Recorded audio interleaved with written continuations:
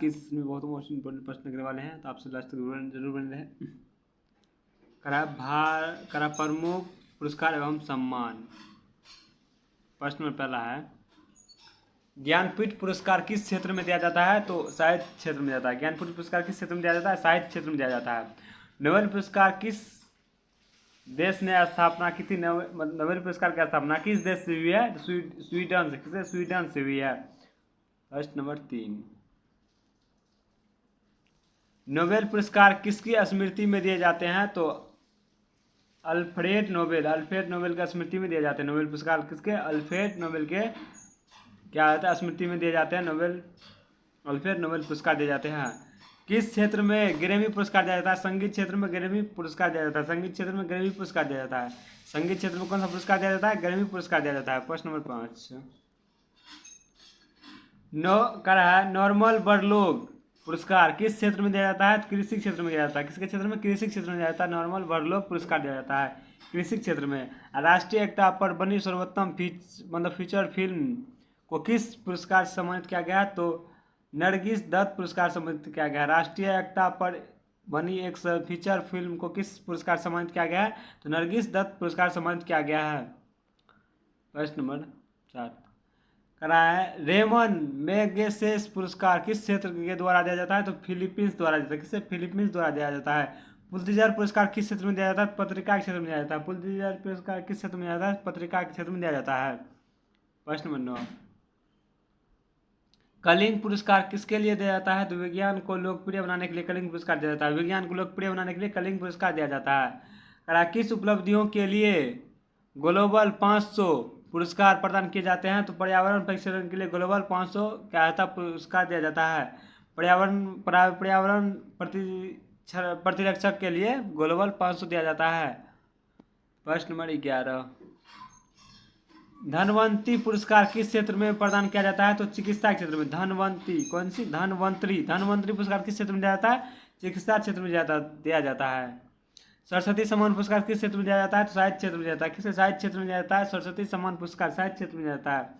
सरस्वती सम्मान पुरस्कार किस क्षेत्र में दिया जाता है? साहित्य क्षेत्र में दिया जाता है। अर्जुन पुरस्कार खेतकुल में दिया जाता है। अर्जुन पुरस्कार खेतकुल में दिया जाता है। असाधारण योगदान के लिए शांति भटनागर पुरस्कार किस क्षेत्र में दिया जाता है? तो विज्ञान क्षेत्र में। किसमें? विज्ञान क्षेत्र में दिया जाता है। किसमें? विज्ञान क्षेत्र में दिया जाता है। किसमें? विज्ञान क्षेत्र में दिया जाता है।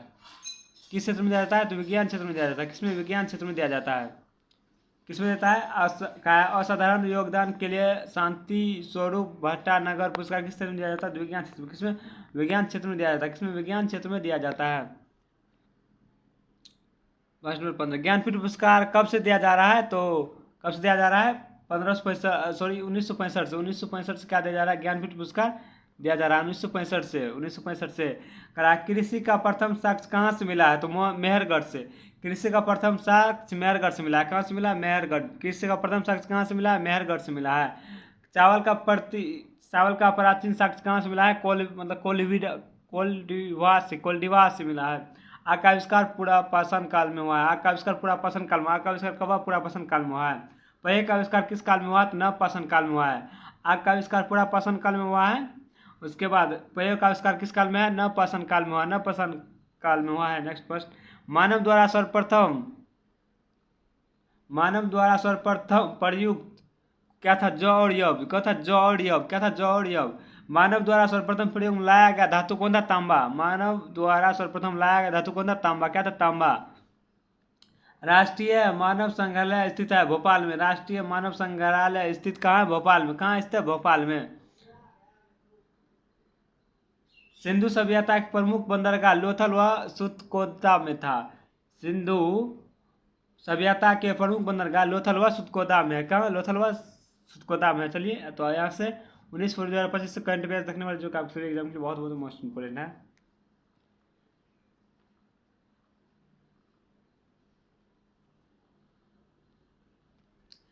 हाल ही में किसे भारत का एक नया चुनाव आयुक्त CEAC बनाया गया? किसको बनाया गया है? तो ज्ञानेश कुमार को। किसको? ज्ञानेश कुमार को बनाया। किसको? ज्ञानेश कुमार को बनाया गया। किसको? ज्ञानेश कुमार को। हाल ही में किसे चुनाव आयुक्त का CEC बनाया गया? किसको? ज्ञानेश कुमार को बनाया गया। किसको? ज्ञानेश कुमार को बनाया गया है। अगले प्रश्न करते हैं। प्रश्न नंबर 2, करा हाल ही में विदेश मंत्री एस जयशंकर ने किस देश में आयोजित 8वें हिंद महासागर सम्मेलन रखा है? तो किसमें? ओमान में। किसमें? ओमान में एस जयशंकर ने आयोजित किया है हिंद महासागर सम्मेलन। करा हाल ही में लॉन्च नक्शा प्रोग्राम किसके प्रक्षेपण के लिए एक वर्षीय मतलब पायलट कार्यक्रम है? किसके लिए? शहरी भूमि के लिए। किसके? शहरी भूमि के लिए क्या क्या नक्शा प्रोग्राम तैयार किया गया है?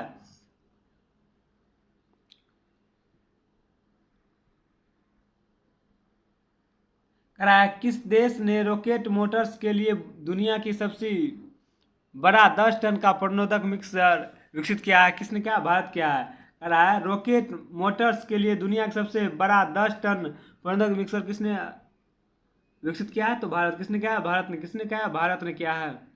चलिए अगले प्रश्न को, प्रश्न नंबर 5 कराया कौन सा देश जुलाई 2025 में अगले ब्रिक्स शिखर सम्मेलन में मेजबानी करेगा? ब्राजील। कौन करेगा? ब्राजील। कौन करेगा? ब्राजील करेगा।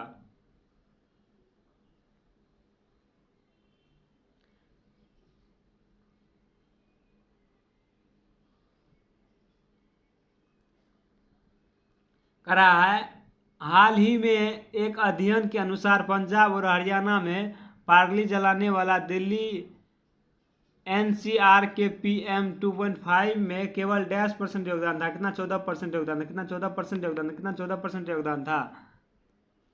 करा है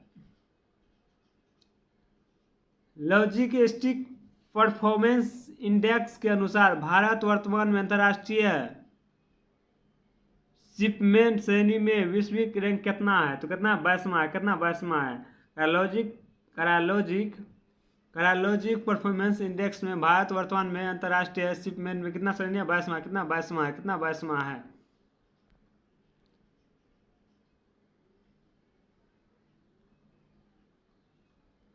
करा निम्नलिखित में से कौन सा वर्ष 2024 में दुनिया का सबसे अधिक कमाई वाला खिलाड़ी था?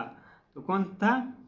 Cristiano Ronaldo. किसने दुनिया का सबसे अधिक कमाई करने वाला 2024 में कौन सा खिलाड़ी था? क्रिस्टियानो रोनाल्डो था। करा हाल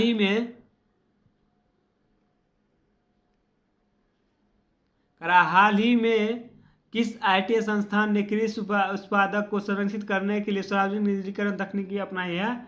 आईआईटी कानपुर। कौन था? आईआईटी कानपुर। क्या है? क्या है? क्या कृषि संरक्षित को लिए एक निजीकरण तकनीकी का विकास किया है? करा यूक्रेन दूधवा पर आपातकालीन शिखर सम्मेलन की अध्यक्षता किसके द्वारा किया जाएगा? किसके द्वारा? एनिमल मैक्रो द्वारा किया जाएगा। प्रश्न नंबर 11 करा हाल ही में किसे फॉरवर्ड मास्टर सस्टेनेबिलिटी अवार्ड 2025 में सम्मानित किया गया है? किसको? NTPC limited. किंतु इसको एनटीपीसी लिमिटेड को किया गया, सम्मानित किया गया है। प्रश्न नंबर 12 हाल ही में भारत ने डैश देश के साथ व्यापार को बढ़ावा देने के लिए ईएफटीए डेस्क की स्थापना की है? किसको? यूरोप के साथ। किसको? यूरोप के साथ। किसको? यूरोप के साथ। अगले प्रश्न करते हैं। प्रश्न नंबर 13 करा हाल ही में किस संगठन ने विज्ञान में अधिक महिलाओं के साथ दुनिया की कल्पना करे और अभियान शुरू किया गया है? किसमें? यूनेस्को। किसको? यूनेस्को का।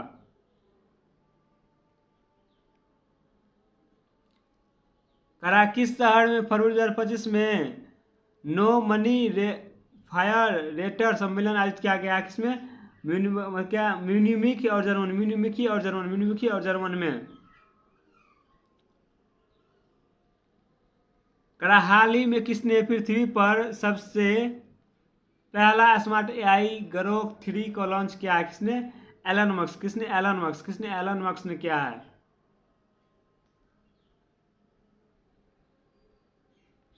करा भारतीय संविधान सभा के पहले अध्यक्ष कौन थे? भारतीय संविधान सभा के पहले अध्यक्ष कौन थे? तो डॉक्टर राजेंद्र प्रसाद क्या थे? अध्यक्ष थे। प्रारूप समिति के अध्यक्ष कौन थे? भीमराव अम्बेडकर। चलिए अगले प्रश्न को बढ़ते हैं। प्रश्न नंबर 17 विश्व का सबसे बड़ा मरुस्थलीय कौन सा मरुस्थलीय है? सहारा मरुस्थलीय। कौन है? सहारा। विश्व का सबसे बड़ा मरुस्थलीय सहारा मरुस्थलीय है। भारत की पहली महिला राष्ट्रपति कौन थी? तो कौन थी? प्रतिभा सिंह पाटिल। भारत की प्रथम महिला राष्ट्रपति कौन थी? प्रतिभा सिंह पाटिल थी। करा विश्व का सबसे ऊंचा पर्वत श्रृंखला कौन सा है? तो माउंट एवरेस्ट। कौन है विश्व का सबसे बड़ा ऊंचा पर्वत श्रृंखला? कौन है? Mount Everest. कौन है? Mount Everest. कौन है? Mount Everest.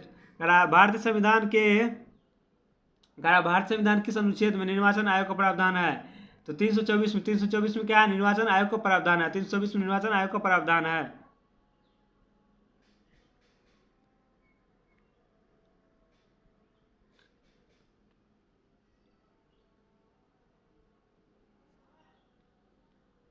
करा है 17वीं सदी के अंत तक दक्कन में शिवाजी ने नेतृत्व में एक शक्तिशाली राज्य का उदय हुआ था, जिसके अंत में मराठा राज की स्थापना हुई थी। शिवाजी का जन्म कब हुआ था? 19 फरवरी 1630 ईस्वी। 19 फरवरी 1630 ईस्वी में शिवाजी का जन्म हुआ था। और वर्तमान में महाराष्ट्र के पुणे जिले में स्थित शिवनेरी किले में हुआ था। शिवाजी का जन्म 19 फरवरी 1630 ईस्वी को वर्तमान में महाराष्ट्र के पुणे जिले के शिवनेरी किले में हुआ था। उसका कह रहा है शिवाजी के पिता का नाम क्या था? सेनापति शाहजाजी भोसले थे, जिन्हें बीजापुर सल्तनत के तहत पुणे और सूबे की राजेंद्र प्रताप प्राप्त किया था। शिवाजी का माता का नाम क्या था? जीजाबाई। शिवाजी की माता का नाम क्या था? जीजाबाई।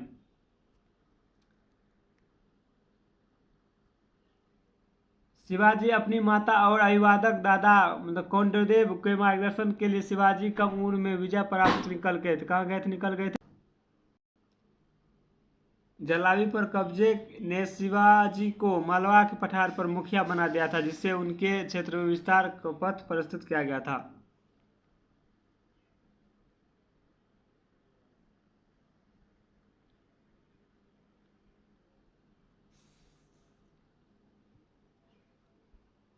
शिवाजी को 6 जून 1637 ईस्वी में रायगढ़ में मराठा राज के रूप में ताज बनाया गया था। छत्रपति सार्थक क्षत्रिय कुलवंत और सहदेव वंश को क्या गया था? शिवाजी का जन्म मृत्यु कब हुआ था?